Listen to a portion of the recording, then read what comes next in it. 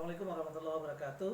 Kembali pada segmen kedua pembelajaran daring, masih dalam mata kuliah filsafat ilmu, membahas tentang sumber-sumber pengetahuan, landasan epistemologi pengetahuan. Kalau pertemuan sebelumnya sudah ada dua hal yang kita sebut sebagai sumber pengetahuan. Yang pertama adalah pengalaman indrawi, kemudian yang kedua adalah penalaran akal. Saya ingin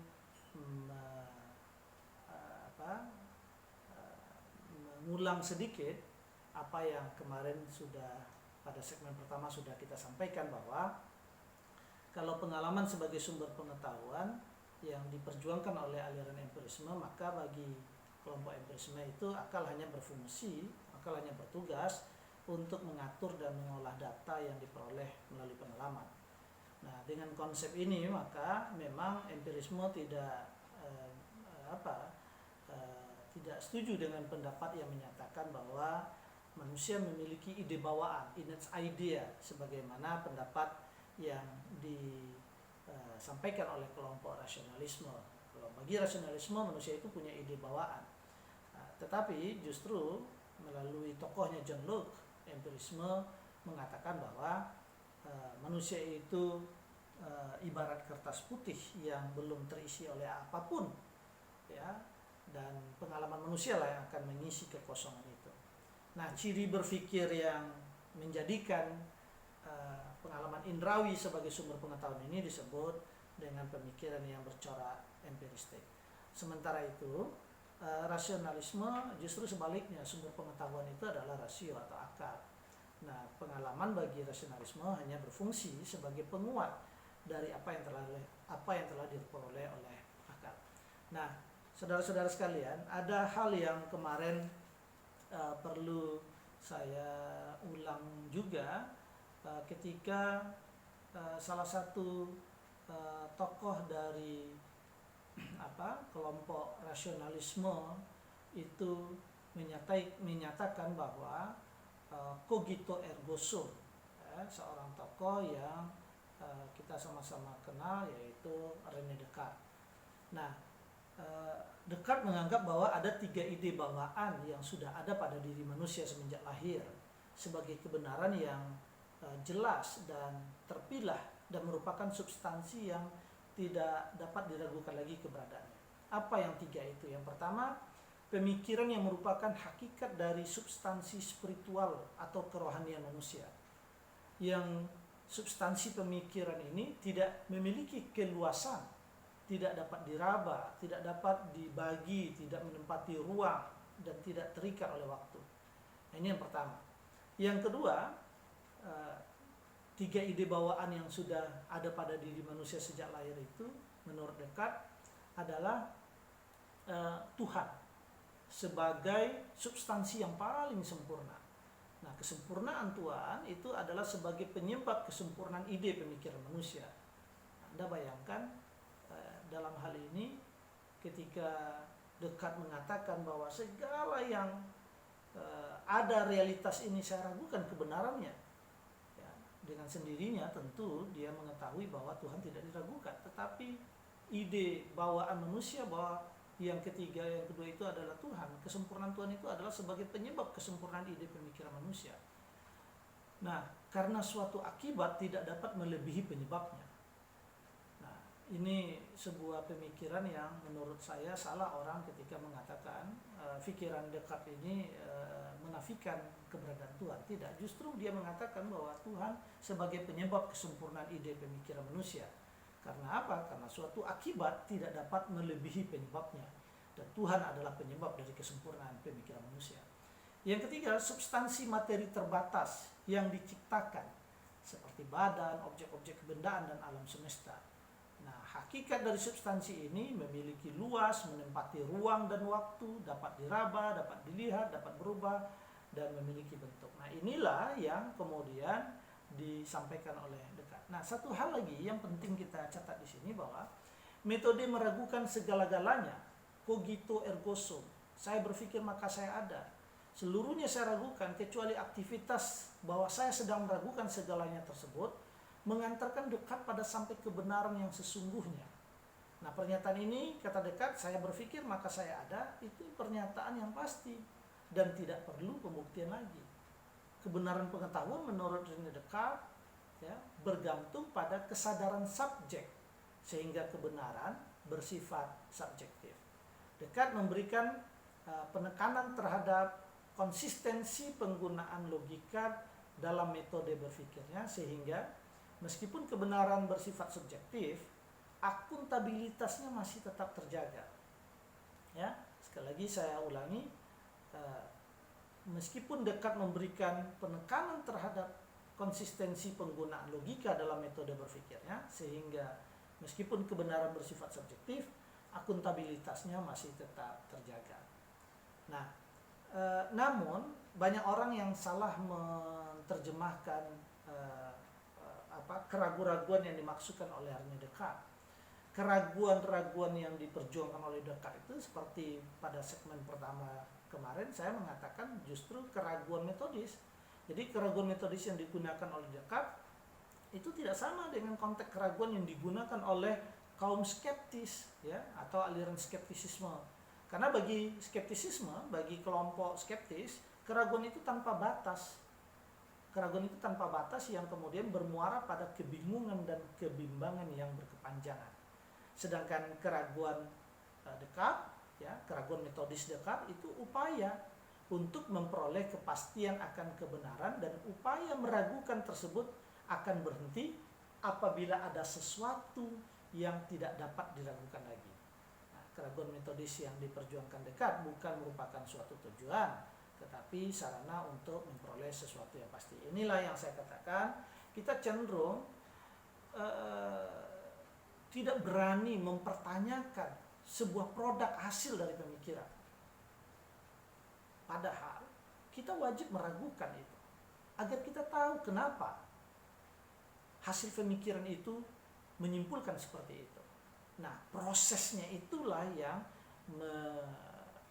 membutuhkan sebuah penalaran, membutuhkan sebuah analisis, dan inilah yang kemudian diperjuangkan oleh Descartes. Nah, saudara-saudara sekalian, kita lanjut pada sumber pengetahuan yang berikutnya yang disebut dengan intuisi. Nah, kalau indera dan akal ternyata belum dapat menjadi sumber pengetahuan yang dipercaya, kedua sumber tersebut belum bisa menghadirkan pengetahuan yang lengkap dan utuh. Kenapa saya katakan lengkap dan utuh? Karena memang menyatukan dua pandangan ini, kalau kita tidak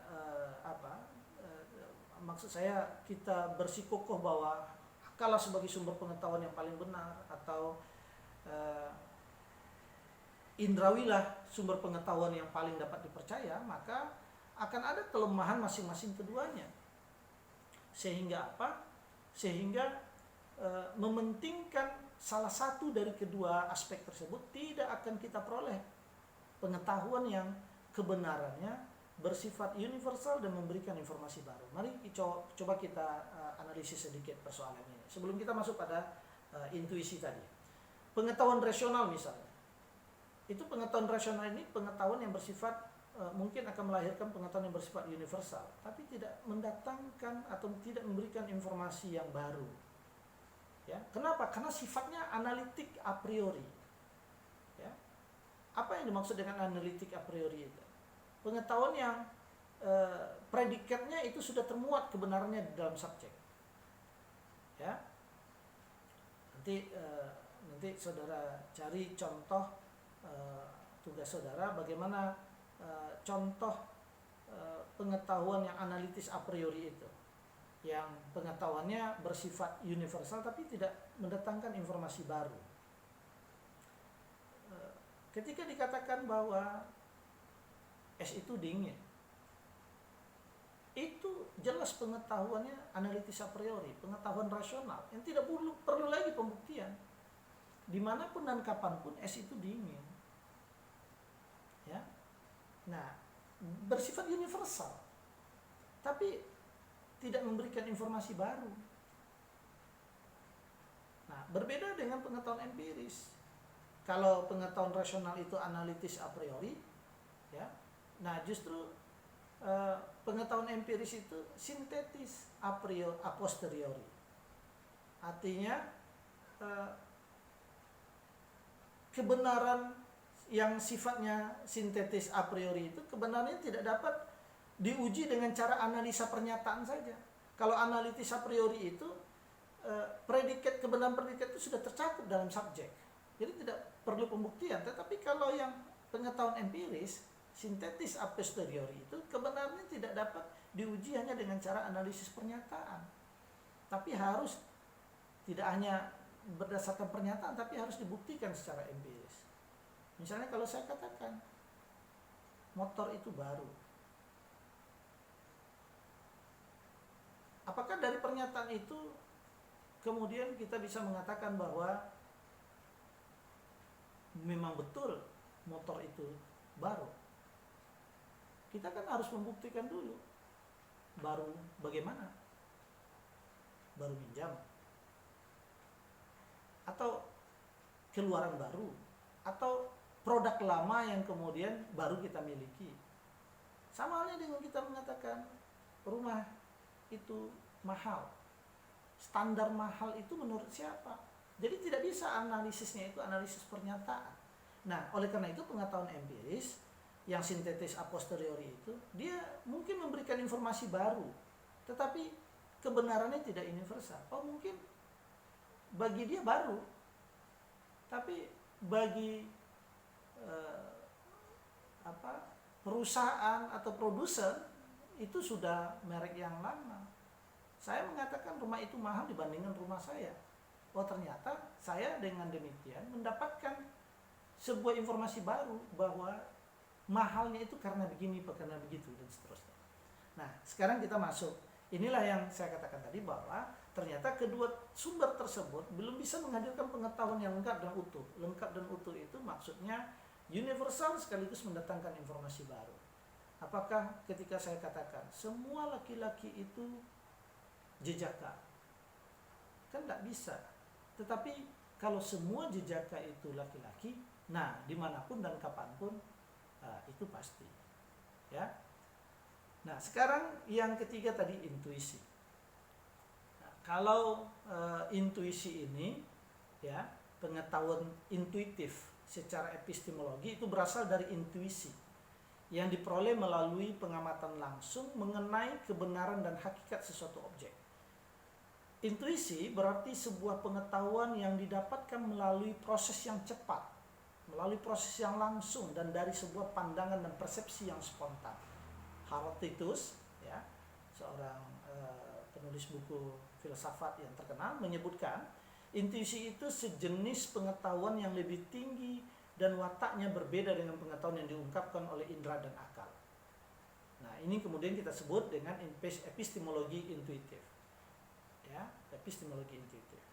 Sebagian pandangan menyebutkan bahwa intuisi hanya merupakan hasil akumulasi pengalaman dan pemikiran seseorang pada masa lalu. Bahkan dikatakan bahwa intuisi adalah pemendekan terhadap pengetahuan yang seharusnya diungkapkan oleh indera dan pemikiran reflektif. Nah, intuisi merupakan hasil induksi dan deduksi di bawah sadar.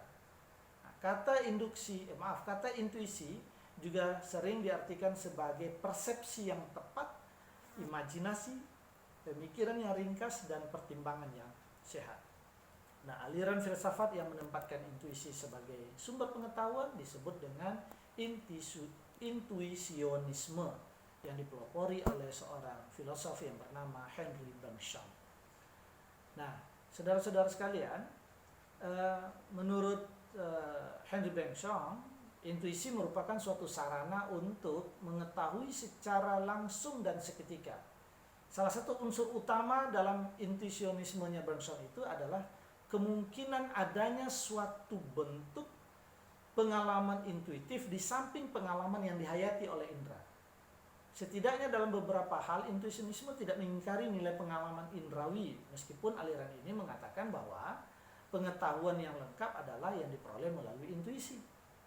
Nah, pernyataan ini ditegaskan oleh Tirol, ya, dengan mengumumkakan contoh bahwa seorang penyair, musisi, atau matematikawan, pengacara atau dokter dapat mempraktekkan bidang keahliannya secara profesional merupakan hal yang lumrah.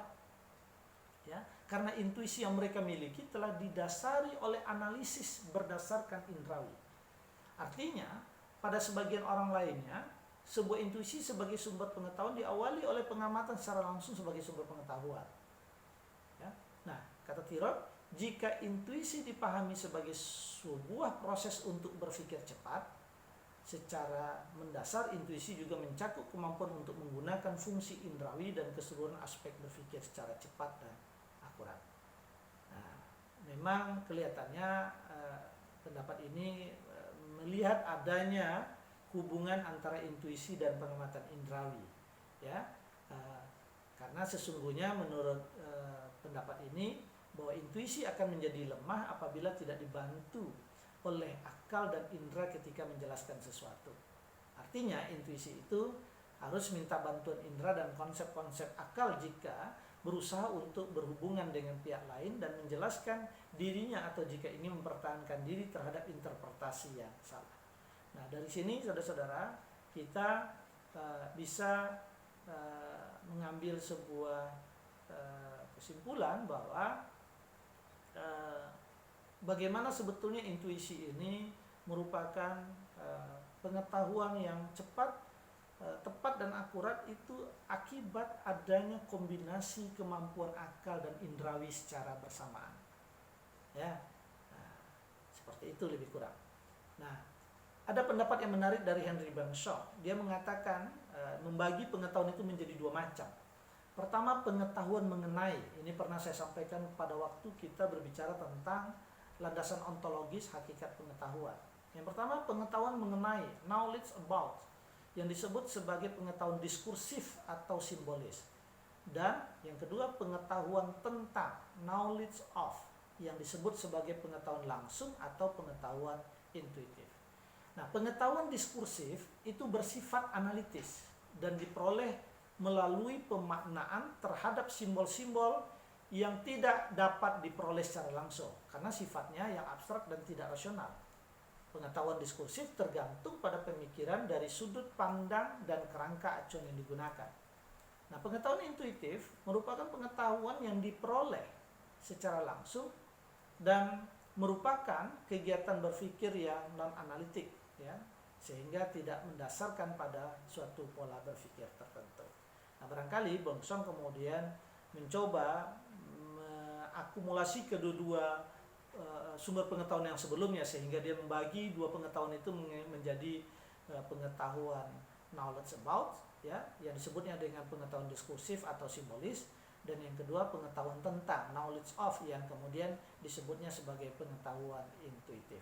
Nah, pengetahuan diskursif itu bersifat analitis, ya, dan diperoleh melalui pemaknaan terhadap simbol-simbol yang tidak dapat diperoleh secara langsung, ya. Sementara pengetahuan intuitif itu pengetahuan yang diperoleh secara langsung dan merupakan suatu kegiatan berpikir yang non analitik, ya, yang tidak didasarkan pada analisis sehingga tidak mendasarkan pada suatu pikiran tertentu. Tiba-tiba saja ada orang yang ketajaman intuisinya, dia bisa mengatakan, menangkap suatu realitas itu secara tepat dan benar.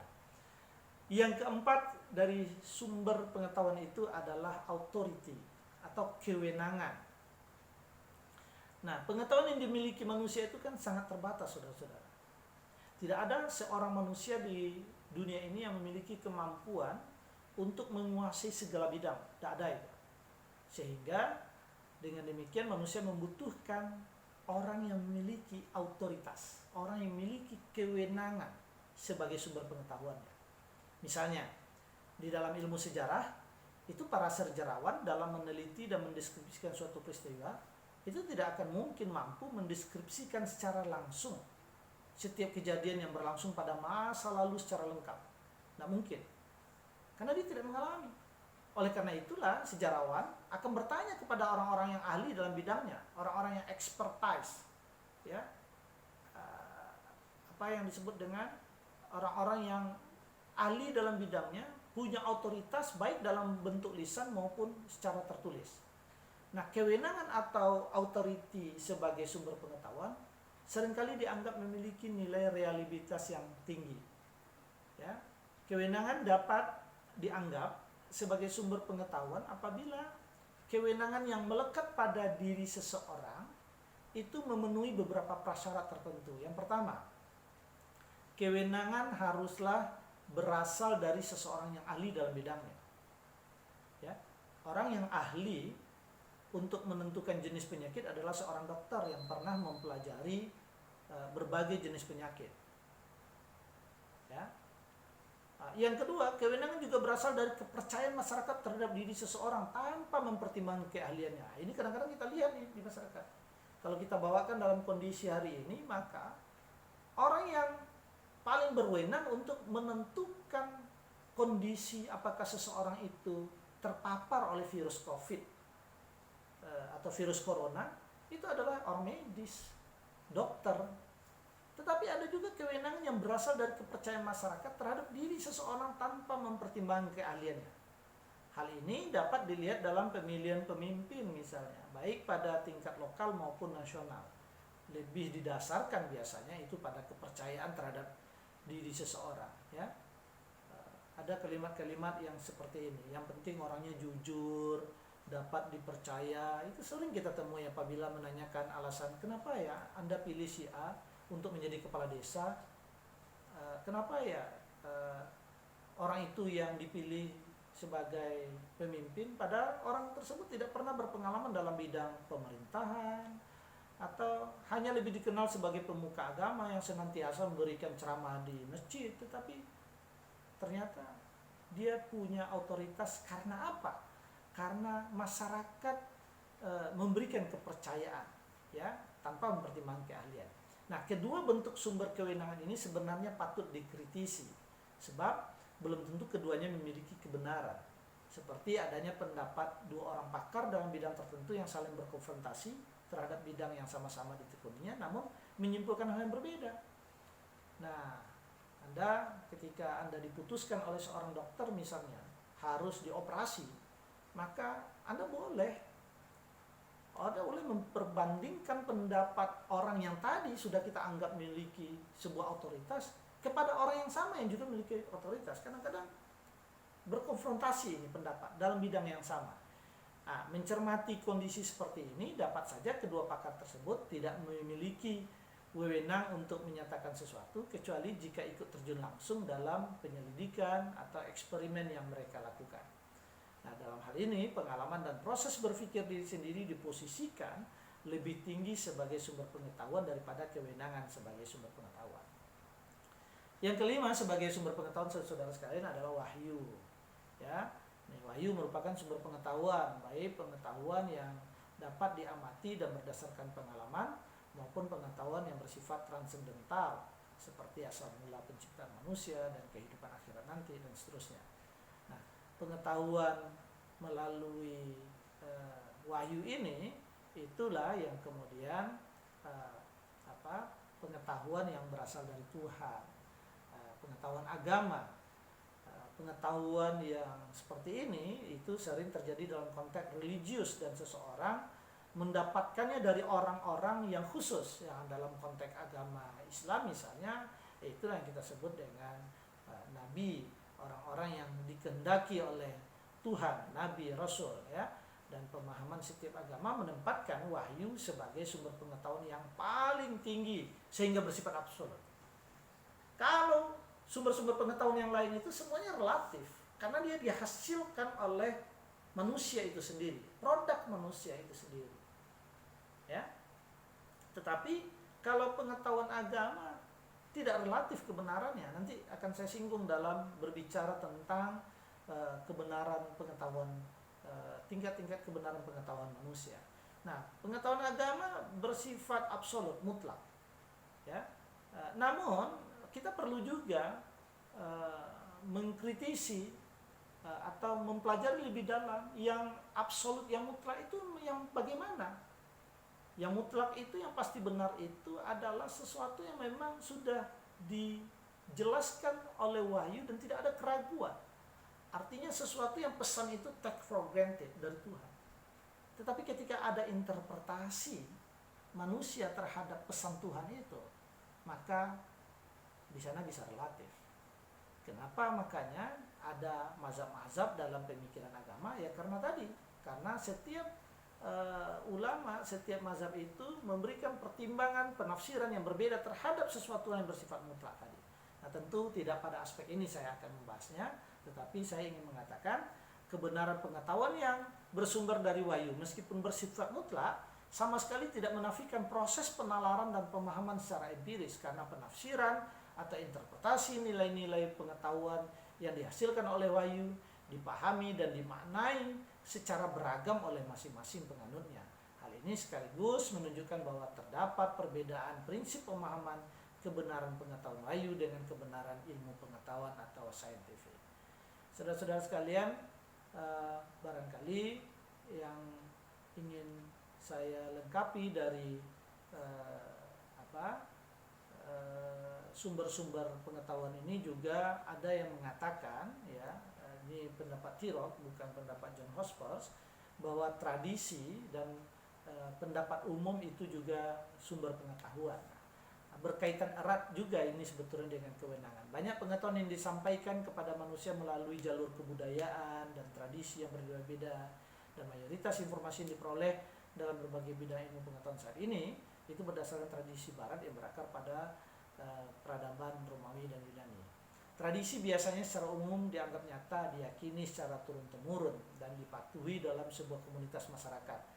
Nah, jika tradisi tidak diuji melalui sebuah proses berpikir yang tepat, maka tradisi menjadi hal yang tidak lagi populer, seperti teori Galileo yang menyatakan bahwa bumi itu bulat. Pada awalnya teori ini ditentang oleh otoritas gereja Katolik yang berpegang pada pendapat yang menyatakan bahwa bumi itu datar.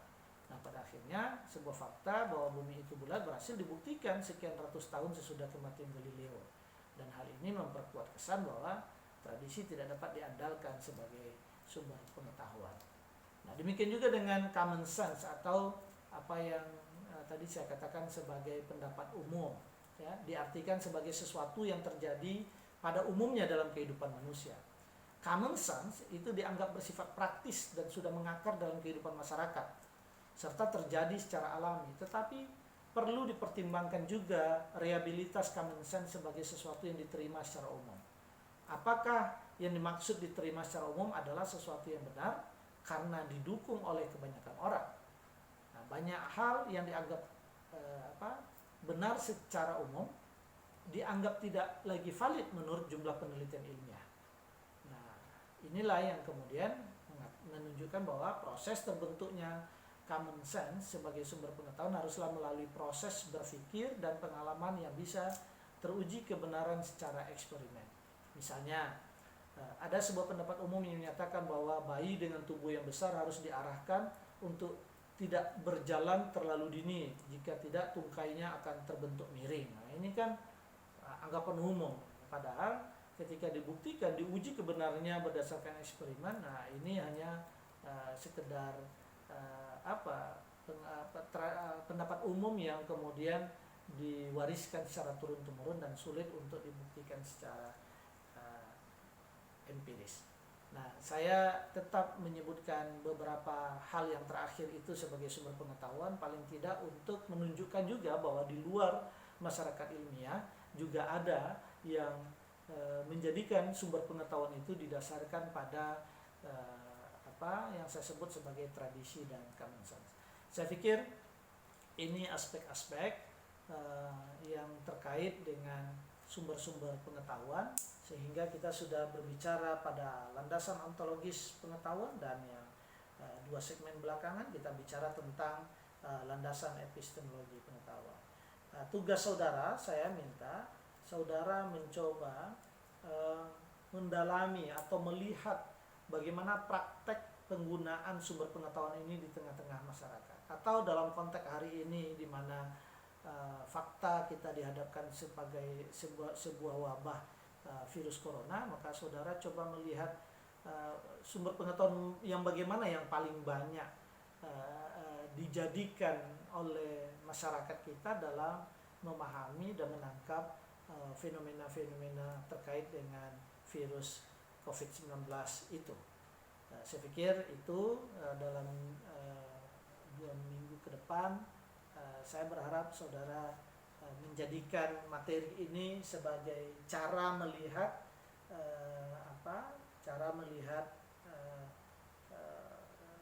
manusia dalam memahami pengetahuannya dan bagaimana kemudian dia menjadikan apa yang ada pada dirinya sebagai sumber pengetahuan. Saya pikir kuliah pembelajaran daring kita pada hari ini kita cukupkan. Terima kasih. Assalamualaikum warahmatullahi wabarakatuh.